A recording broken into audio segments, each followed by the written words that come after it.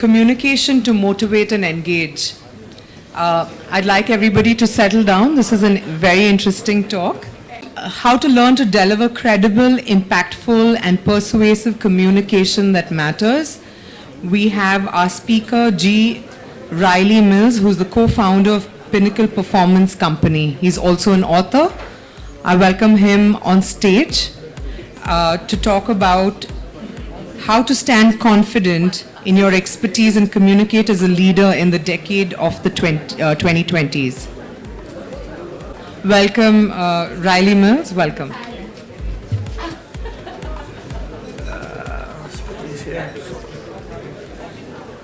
everybody doing? Doing okay? Yeah. Excellent. So they've got some handouts coming around. We'll make sure everybody gets one to help capture some of the big ideas from the session. We'll let everybody get settled here in a second, but thanks for being here. I appreciate it. It's going to be fun.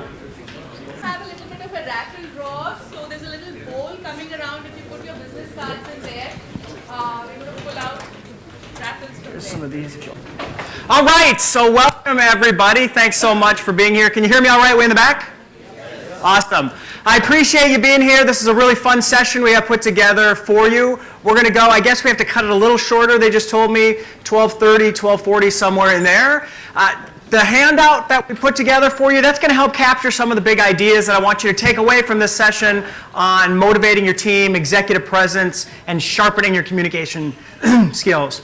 My name is G. Riley Mills, and I'm the co-founder of a company called Pinnacle Performance Company. We're a global communication skills training firm headquartered in Chicago with offices around the world. So we train in 60 countries, 6 languages, everybody from Uber to KPMG to Mercedes-Benz. So very excited to be here at NASScom. We have a great session put together for you. I'm going to give away a bunch of books today. This is my latest book. It's called The Bullseye Principle. So over the course of the session, I'm going to give all of these away.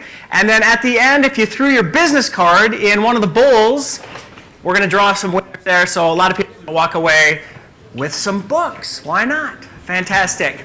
Before we get started, I want to do something that is a crazy idea for a speaker to do. This is probably a terrible idea, but it's going to make sense by the end why I had you do this. If you have a phone on you, take it out.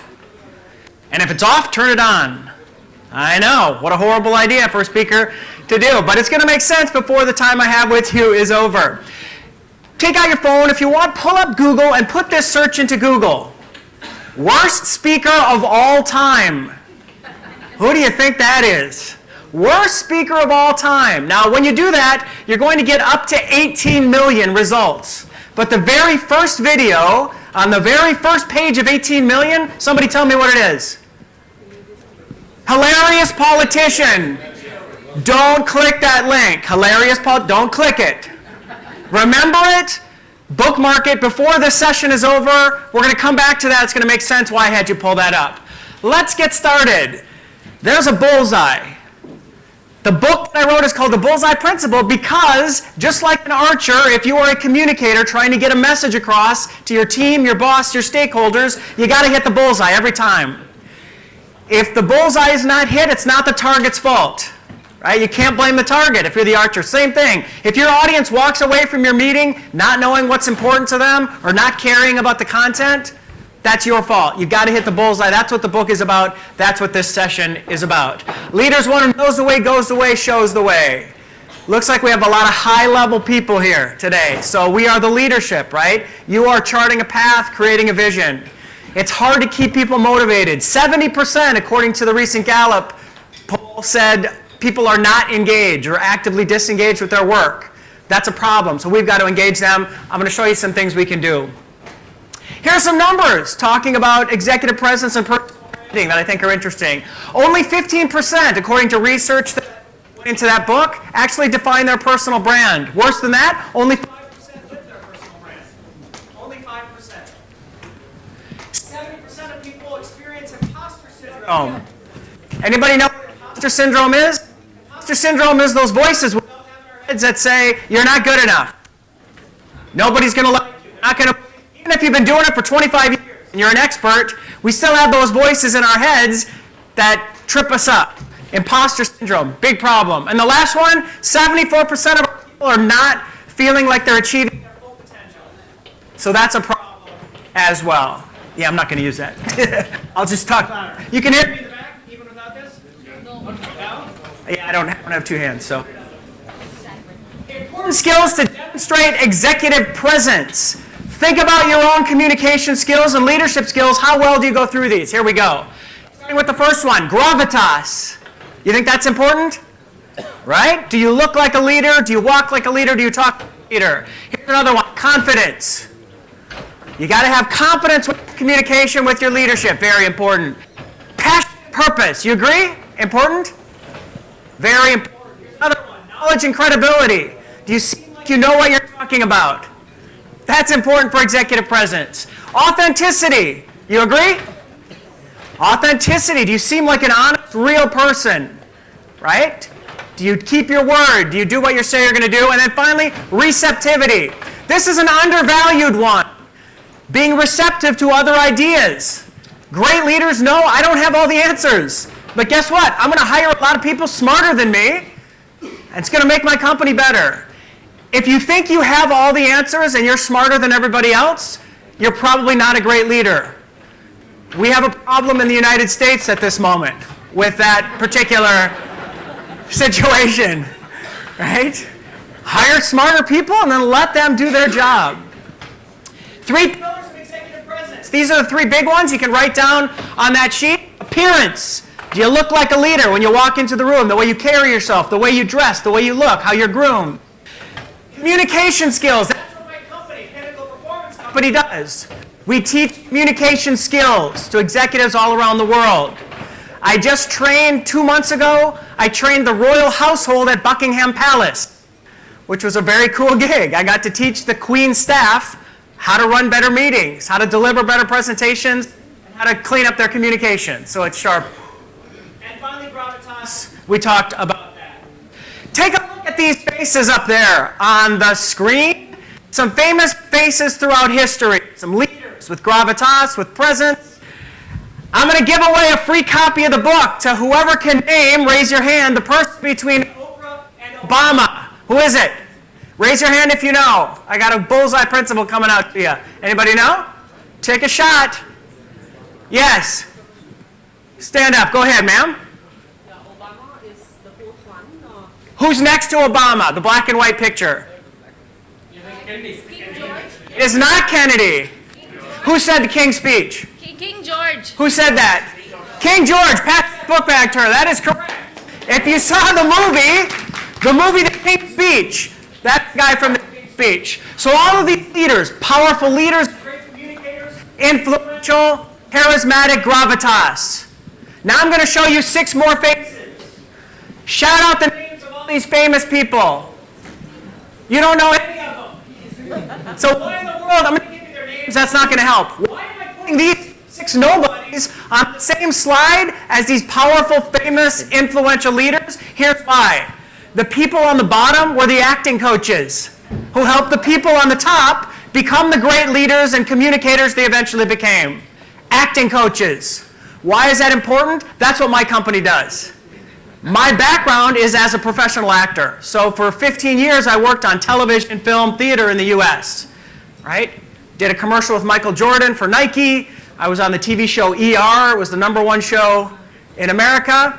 All the tools we learn as an actor, how to use your voice, your body language, your gestures, your listening, those are the same things we can teach you in the corporate environment to help motivate your teams and project confidence.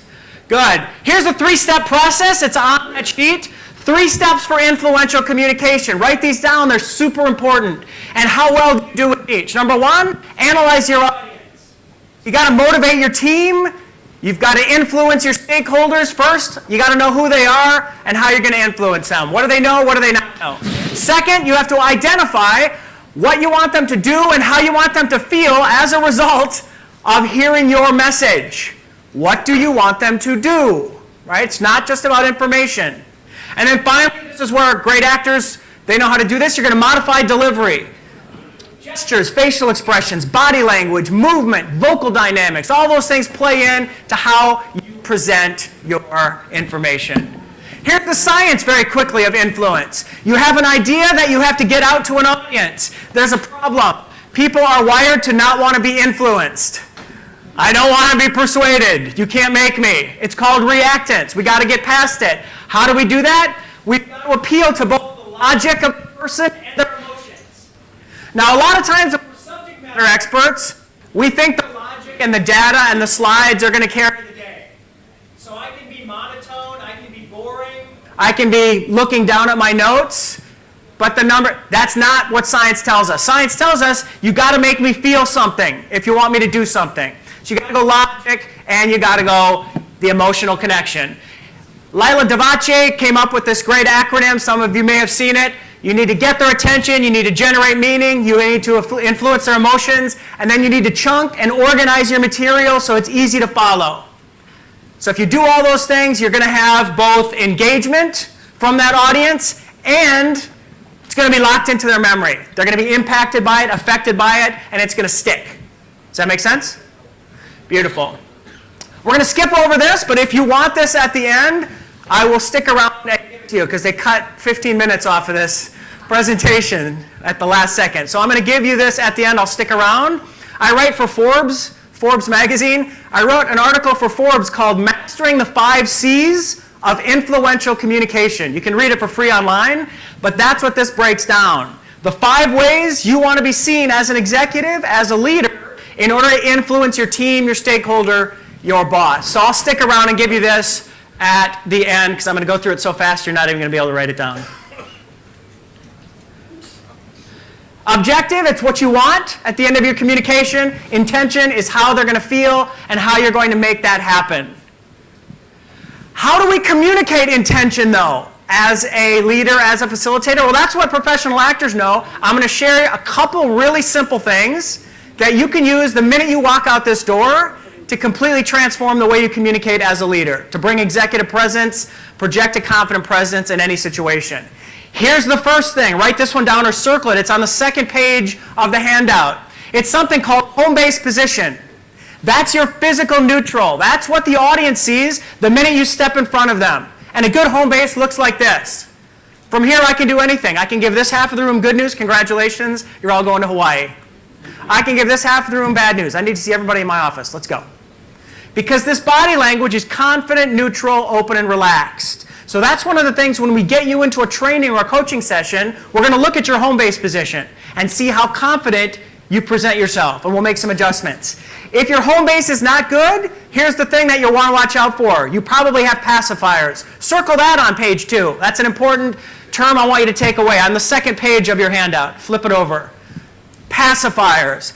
A pacifier is any nervous energy that physically shows up and makes your audience know that you're not quite as comfortable or confident as you want to appear. So right now you probably see some things that chip away at my executive presence. If I would have started this presentation at the beginning like this, you might not have bought in to what we're talking about. So front row here, call out some things you see, and one at a time I'm going to get rid of my pacifiers. Each one. Go ahead. What do you see that's not good?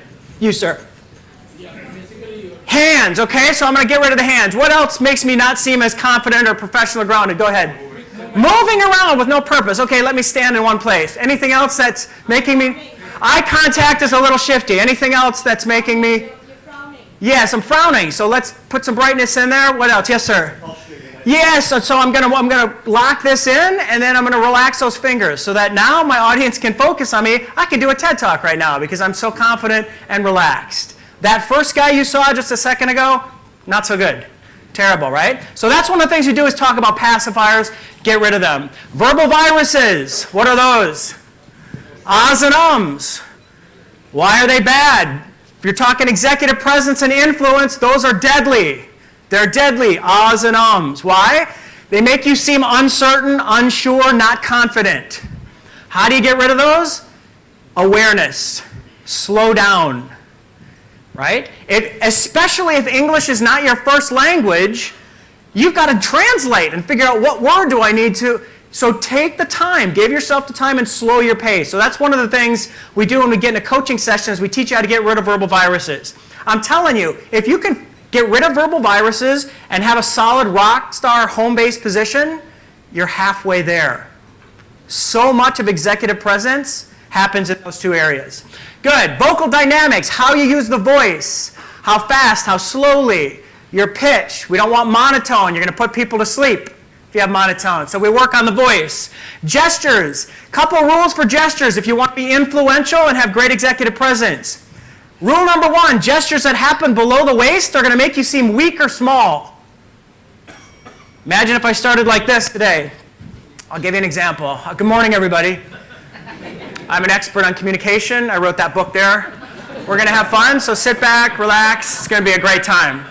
No great speakers or great TED Talks have ever been done with arms down here. Bring your gestures up here. This is a more powerful gesturing space. The more comfortable and confident people are, the more space they're willing to take up. The less confident, the more scared, nervous, unprepared, shy, timid, I want to get smaller. I want to be as small as possible so you don't have much to look at. And that's when we see things like this. So open yourself up right there, home base position, very important. So one of the things we do is we walk you through home base position. And then finally, eye contact. Why is eye contact important for you? You got to influence somebody, engage, motivate. Is it important or no? Yes. Why? Yeah, so you make the contact, you build rapport, you build a relationship and trust. If I can't even look you in the eye, it's going to be hard for you to buy into whatever it is I'm talking about. Okay? Here's why I love eye contact as a communicator, as a speaker. If you ever want to know how your meeting or presentation is going, you have an instant scorecard. Look at the faces in your audience.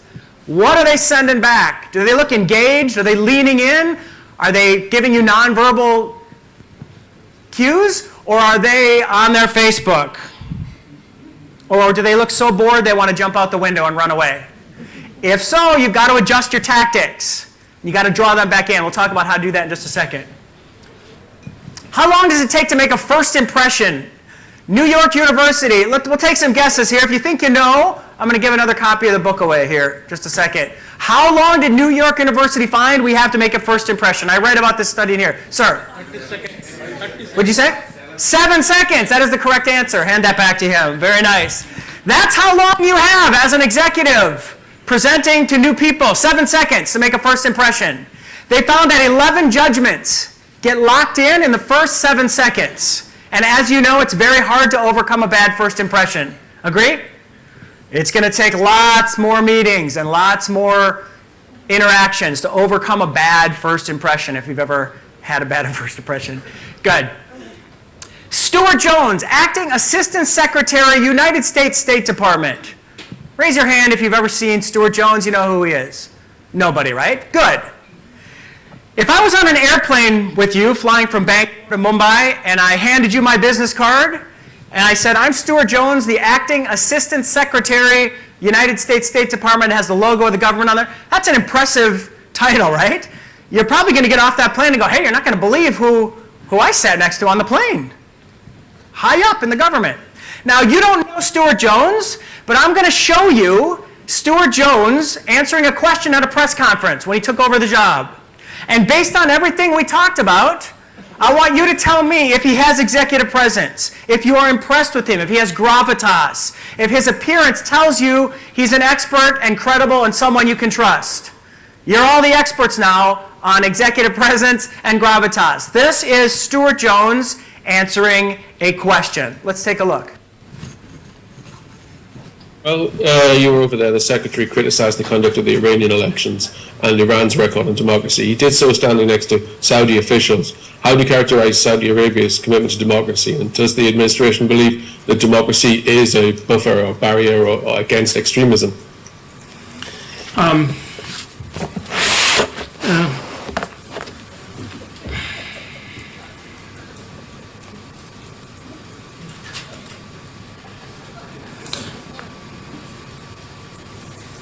Not frozen, he is, by the way.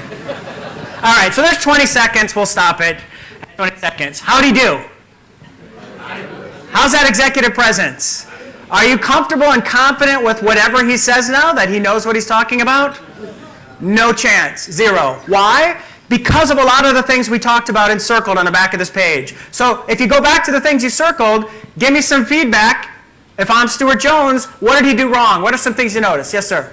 He had the verbal Yeah, so lots of verbal virus, which showed I'm not prepared, I'm uncertain, I'm unsure, and I'm not very credible. Yeah, so the posture right away, he got hit with the question, and his body language told us, oh my God, I don't know the answer to this. I don't know how to handle this. So you saw a lot of pacifiers, bad home base position. How about eye contact?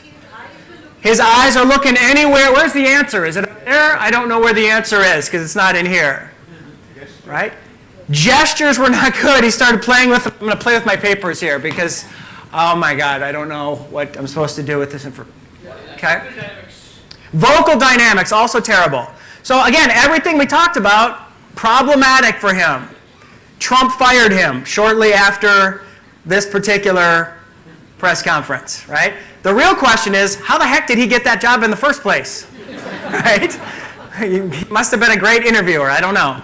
So that is Stuart Jones. Now, all of us in here, in all likelihood, have to answer difficult questions, right? In the moment, no preparation. Is there anybody in here who doesn't have to answer tough questions as part of your job? Probably nobody, right? So what tool can I give you from a communication standpoint that I can put in your communicator's tool belt to not ever walk away looking like Stuart Jones, to retain your credibility and confidence even when you're hit with a tough question? Here is what I can offer up to you. It's something called a connector statement. A connector statement is anything you can say that connects your answer to their question and also buys you a little bit of time to figure out what I'm going to say. Politicians sometimes use this and sometimes use it effectively. Sometimes they don't use it effectively, though. So here are some things that Stuart Jones could have said at the beginning to not totally drop straight into the toilet with his answer. So take a look. Here's one. That's a fair question. Absolutely. Let me take a second and answer that for you. As a presenter, I just bought myself 5 seconds to figure out how I'm going to answer this tough question this person asked me in front of everybody that I'm not really prepared to answer. Here's another one. I understand why you'd ask that. Absolutely. Let me take a second. Let's talk about this. Okay. Gives you a little bit of time to figure out what's coming out of your mouth. Obviously, that's something that's very important to us here at NASSCOM, so let's take a second. Let's talk about this. That would have worked as well. And then finally, thanks for the question. Yeah, happy to answer that. Here we go. Okay? There is something called dilution effect. Dilution effect with communication. I talk about it in the book. Dilution effect. Anybody know what it is or want to take a guess what it is? Think about you answering a question. Think about you trying to make an important point and trying to influence or motivate somebody. What would dilution effect be and how would that play in? Probably using the same thing over and over again. Okay, so repetition? Sort of. Sort of. Here's what the... Yes? You dilute the question and bring it to a level where you can... Closer. So here's what dilution effect, and it's something all of us as leaders need to be aware of. It's the idea that the more you add extra irrelevant facts and information, the longer you go on talking, the less impact your message is going to have. Right? Be concise. Get to it. Because the longer you go on trying to make your point, repeating it, now I'm getting bored and now I'm lost and now I don't even care anymore. Right? So get to it. Don't dilute your message. Give them the smallest answer you think they will accept and then move it along. If you're not sure if they're happy with your answer, you're with senior leaders, there's the CEO, and I'm presenting to the CEO. He asked me a question in front of everybody. I use a connector statement, I answer the question, but I see a blank face. I don't know if he's happy with my answer, if that's acceptable. You have to do something called a check back. Write that down somewhere, check back. Here's what a check back is. It can be verbal or nonverbal. It's to confirm understanding, so I know I satisfied this person who asked the question. If I answer the question and he does this, that's a nonverbal checkback. I know I answered his question because he gave me the answer physically. If it's blank, I can't tell, then you have to do a verbal checkback. Did I answer your question? That would be a checkback. Right? I didn't answer it. Okay, let me go a little bit deeper here. Okay? Connector statement, tough question, answer it concisely, avoid dilution effect, and then do a checkback at the end. Did I answer your question? Fantastic. Then move along. Make sense? Don't some leaders use the dilution effect to not answer a question? Yeah, he said, do some speakers use the dilution effect to not answer the question? They just keep talking. They just keep talking, and finally you're going to get bored and move along. Yeah, be careful of that. I would not recommend that. I would not recommend that. Give them the smallest answer you think they'll accept, do a check back, and then try to get out, try to move along. Also, do you know the technique bridging? So if you ever get asked a question where you either can't answer it because it's top secret or it's not common knowledge, or you don't want to talk about it because you're not prepared, you can do bridging, which you could use bridging like this. You ask me a question, I don't want to answer it, I say, you know what, I can't speak to that particular thing, but here's what I can tell you about my company. So you're bridging away to something you want to talk about. Get over there to an area that's comfortable. Stay in your area of expertise, because if you start talking about stuff you're not prepared to talk about, it could go very badly. Great. Anybody know what motivating language theory is? So this is fascinating. This came out not too long ago. 2 researchers in Texas, Jacqueline and Milton Mayfield, wanted to figure out how do we motivate, inspire, and influence people with our communication. And what they found is they studied a lot of great political speeches, a lot of great military speeches, a lot of great sports speeches from famous coaches, and they realized that in all of those powerful, influential messages, there were 3 elements, and that's what made them so great. If you're missing any of those 3 elements, it's not going to be as impactful as it could be. And these are the 3. I'm going to give them to you in a second, and then I'll give you a quick example of how you could use this. How many people in this room have a team who report to them? Almost everybody, right? I have some bad news for all of you. There's another study that I talk about in this book that says what percentage of people say their boss isn't a very good communicator? Anybody want to take a guess? I'll give a copy if you know what it is. It's not 90. It's not 80. It's not 60. Who said 70? 71%. 71% say my boss isn't very good at communicating to me. Which means if we have 10 people report to us, 7 of those people think we're not that great, which is problematic. What's the number one reason people give for leaving their job, quitting their job? Yeah, bad relationship with the boss. It's not money. It's not workload. It's not benefits. It's not holiday. It's I can't stand him. It's I can't deal with her anymore. I got to get out of here. I'll take less money. I just can't do it. And if you boil that down, a lot of the way that boss communicates is contributing to that relationship. The employee doesn't feel heard. They don't feel valued. They don't feel listened to. And that's a problem. And they want to leave. So as leaders, as bosses, if we can sharpen up our communication, we're going to save a lot of great employees. Plus, we're going to have more engagement. They're going to like working at this job. They're going to stay there. We're going to retain them. Does that make sense? Beautiful. Motivating language theory. Here are the 3 pieces. First one, direction giving. So you have to start out any inspiring, motivating message with, here's where we are, here's where we're going. Make sense?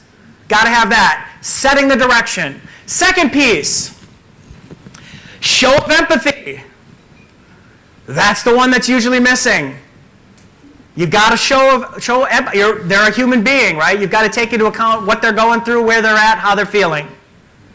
And then the third piece, very important, meaning making. If you do what I'm asking you to do, here's the result, and here's what's in it for you. Here's the benefit. Neuroscientists have studied influence, and if you can tie your message to a benefit, something that that's going to help them do their job better, have a better life, make more money, have an easier workload, they're going to listen. They're going to be more influenced if you can let them know what's in it for them. Does that make sense? Beautiful. So looking at those 3, and they should go in that order, let me give you an example. Let's say I'm a basketball coach. Basketball coach, state championship game. You're my team. It's a state championship game. It's halftime. We're down by 10 points. We're losing by 10 points. I pull you into the locker room. I got to motivate you, right? Let's go back to this motivating language theory. Here's a message that I might deliver to all of you. First off, take a knee. All right. All right, here we are. Look at that scoreboard. 20 to 30. We're down by 10 points. Game's half over. In the next half, we've got to make up more than 10 points to win this game. Now, I know you're tired. I know you're exhausted. You're giving it everything you have out there. I know that team is bigger than us. I know their record is better than us. I know they've been together longer than us. But you know what? Here's something else I know. In the 32 years I've been coaching, I've never had a team with more heart than all of you. With more passion, more dedication, more commitment than the people who are right here in front of me, kneeling, listening to what I'm saying. Now, we've got a half to go.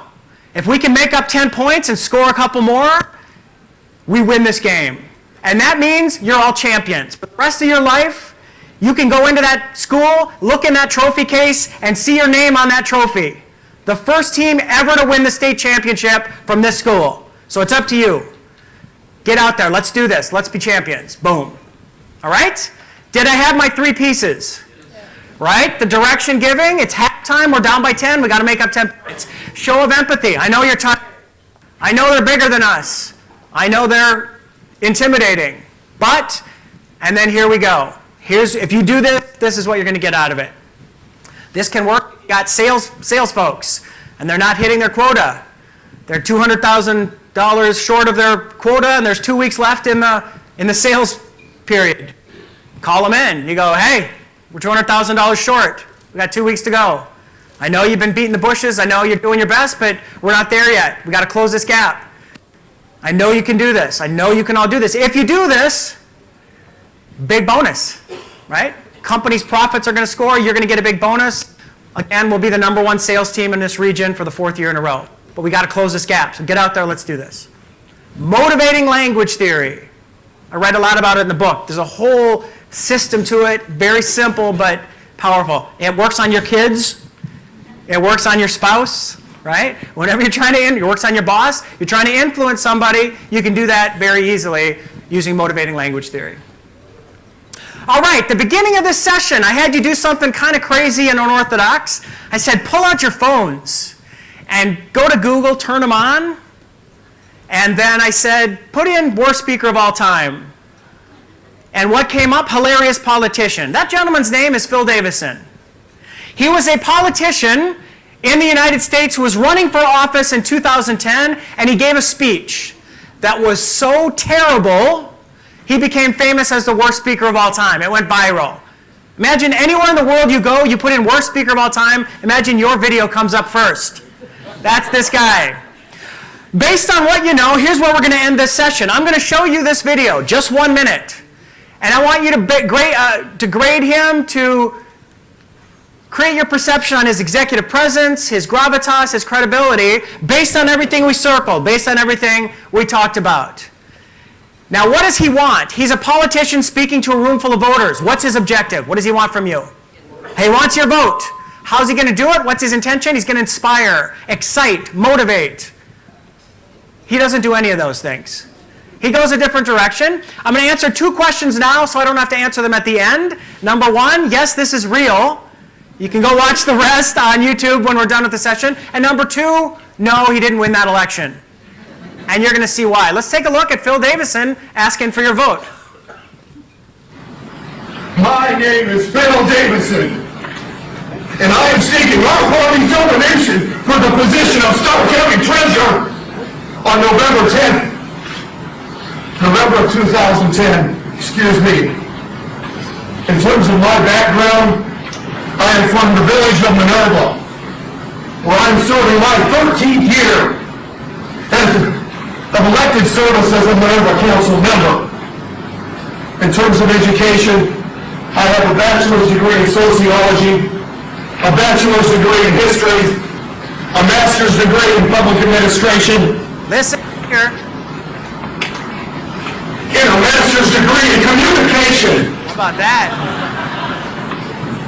In terms of elections across Stark County, I have represented our party twice on the county ballot in both the primaries and the general elections when I ran for Stark County Clerk of Courts in 1996 and Stark County Commissioner in 2000, and I will not apologize for my tone tonight. I have been Republican until it's good, and I have been a Republican until it's bad. All right, that's enough. How'd he do? Does he have your vote? So that's a real guy asking for votes. He didn't get many votes.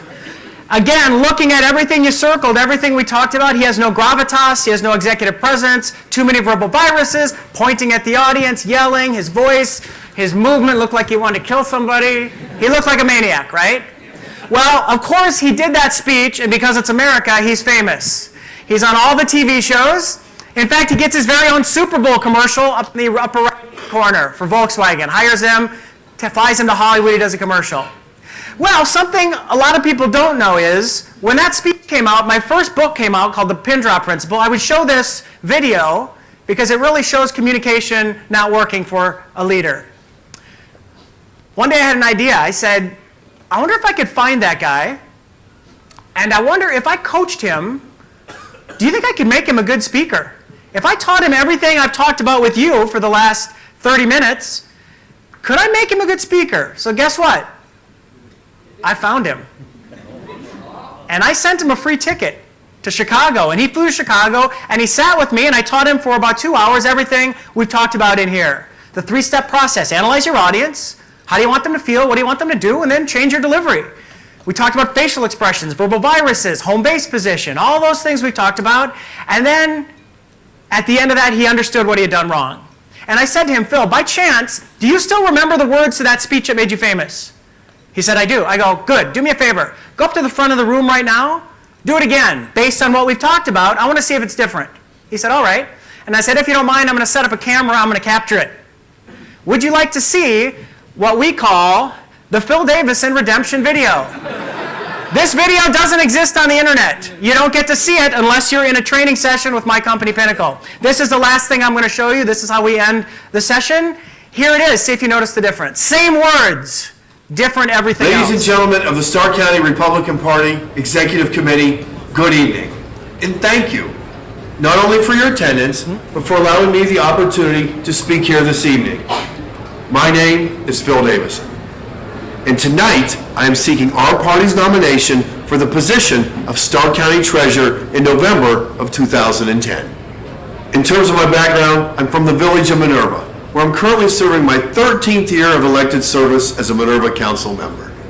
In terms of my education, I have a bachelor's degree in history, a bachelor's degree in sociology, a master's degree in public administration, and a master's degree in communication. I've represented our party twice on the county ballot, in both the primary and in the general election, when I ran for the position of Stark County Clerk of Courts in 1996 and the position of Stark County Commissioner in the year 2000. And as you know, I will not apologize for my tone tonight. I've been a Republican in times good, and I've been a Republican in times bad. Albert Einstein issued one of my most favorite quotes in the history of the spoken language, and it is as follows. In the middle of difficulty lies opportunity. I'd like to take this opportunity to thank Gary, David, and Pinnacle Performance. Go Pinnacle. All right, just to authenticate my story is true, so you didn't say, how do we know you did that? Did you notice the difference? Right? What was different?